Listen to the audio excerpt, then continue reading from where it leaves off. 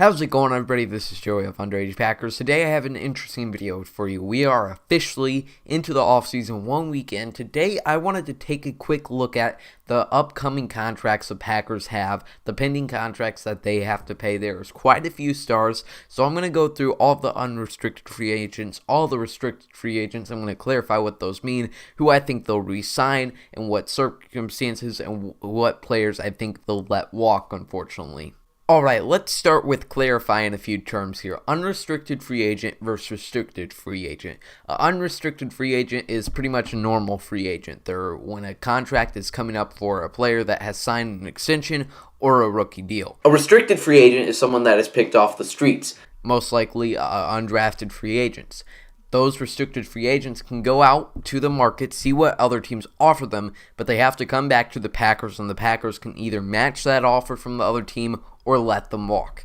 So let's start off with the unrestricted free agents for the Packers here. Like I mentioned, a lot of stars. Corey Linsley, Mercedes Lewis, Kevin Keene, Tavon Austin, Damon Snacks Harrison, Tyler Irvin, Billy Wynn, James Burgess, Montravius Adams, Jamal Williams, and Aaron Jones. Some of these guys like Billy Wynn, James Burgess, Montravius Adams, they're not going to get stellar offers from anybody else. I'm sure the Packers will be able to pay them the veteran minimum. But the big four here, Aaron Jones, Jamal Williams, Corey Linsley, and Kevin Keene. Let's start off with the two running backs, Aaron Jones and Jamal Williams.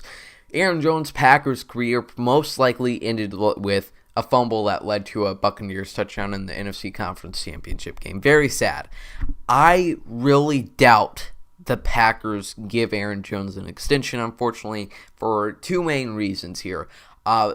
That is not a standard in Green Bay and really across the league to give running backs a second contract. You look what happened with Ezekiel Elliott, Todd Gurley. After their first contract, their legs get tired and pretty much they're out of their prime already by the end of their fifth year. Very few running backs play till they're 30 because nobody wants them, and they weaken and they progressively get worse as a player over time, and it comes down very quickly. Aaron Jones is 27, Jamal Williams 26. So there's one reason I doubt the Packers pay him. Another is just the fact the salary cap is really unknown at this point. With coronavirus in play affecting a lot of ticket sales for the NFL and all that other stuff, they weren't able to make as much money, which is the broadcasting rights, which pours into a fund for all the salary caps for all the teams to use for their salaries. It's really unknown what that will look like this year. Planning for. The Packers make a few major cuts, get some restructures done. It's really hard to see Aaron Jones back in the mix for 2021.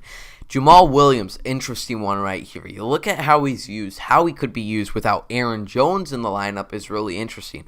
In his 2 or 3 starts where Aaron Jones was injured, Jamal Williams did perfectly fine. He had over 100 yards against Houston and a touchdown paired with that. So if the Packers want Jamal to stay a 26-year-old, I could really see him giving Jamal a 2-year offer to stay with the team, be in the mix with A.J. Dillon and maybe another rookie they draft this year.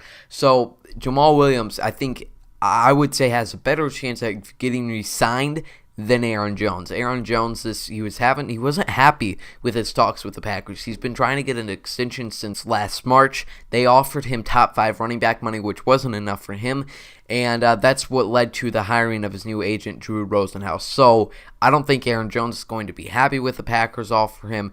Aaron, I hope somebody pays you big-time money. I just hope it's not the Packers. All right, Corey Linsley, age 30. He's coming off his second contract. This would be his third contract extension, which the Packers aren't too fond of. Them drafting 3 interior offensive linemen in the 2020 draft also does not bode well for Corey. If I had to guess, he's another one that I see having to go. I still see them making some cuts and restructures to save some cap space, but I still don't know if they have enough for Corey Linsley. He said in his closing press conference this week that his side of his things, his agent, his team, has not been in talks with the Packers at all for a possible contract extension. So it's hard to see the Packers re-signing him. We'll see what they do, though. I would love to see Corey get paid. He's one of my favorites. Just a guy, a great stable hold on the offensive lineman, which you can never have enough of. But I think you might have seen his last game as a Green Bay Packer. Oh boy, moving on to the one and only Kevin Keene. Bad taste in people's mouth right now. Age 26, there's a lot of criticism, a lot of things you can pick on Kevin King for. Just the fact that the Packers traded down for him when they could have had TJ Watt, when they could have had Ryan Ramczyk, which I think is a stupid philosophy either way, because the Bears could have had Mitch Trubisky, or they could have had Patrick Mahomes. You can nitpick any time, like, oh, they missed out on Devontae Adams. Devontae Adams was, 60th selection in the 2014 NFL Draft, so you can't, I'm not going to sit here and say that the Packers knew what TJ Watt was going to turn into. Kevin King, a solid cornerback, too. That is definitely not what you want from your first selection in a draft.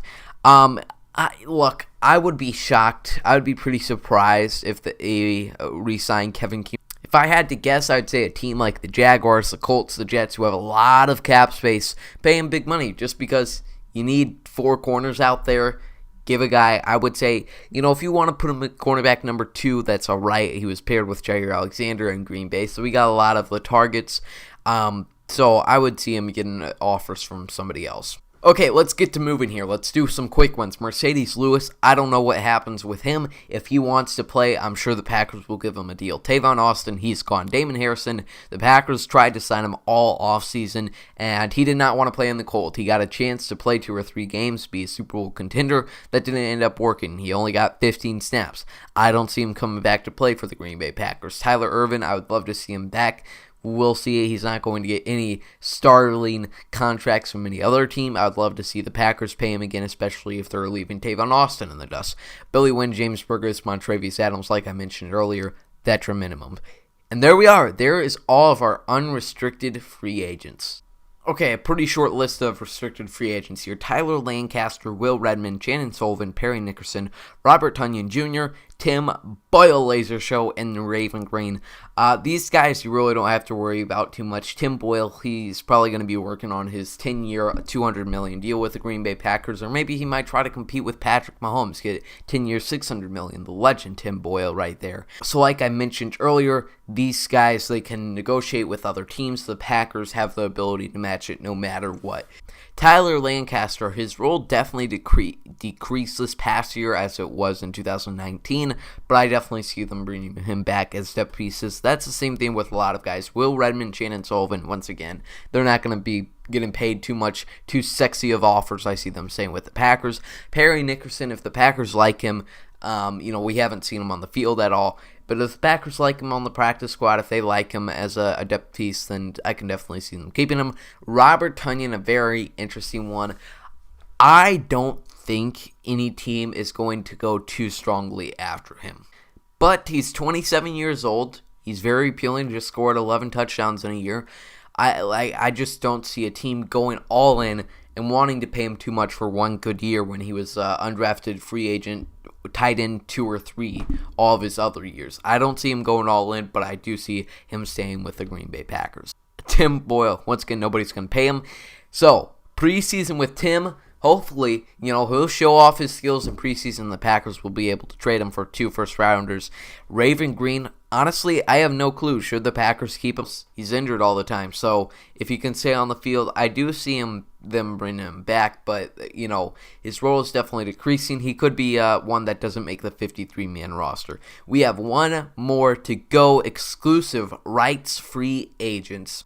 ERFA is a guy that as long as their team offers the veteran minimum and a 1-year deal, they cannot negotiate with any other teams. So the Packers can lock these guys up for just above $600,000 here. So Alan Lazard, Malik Taylor, Randy Ramsey, Kabion Anto.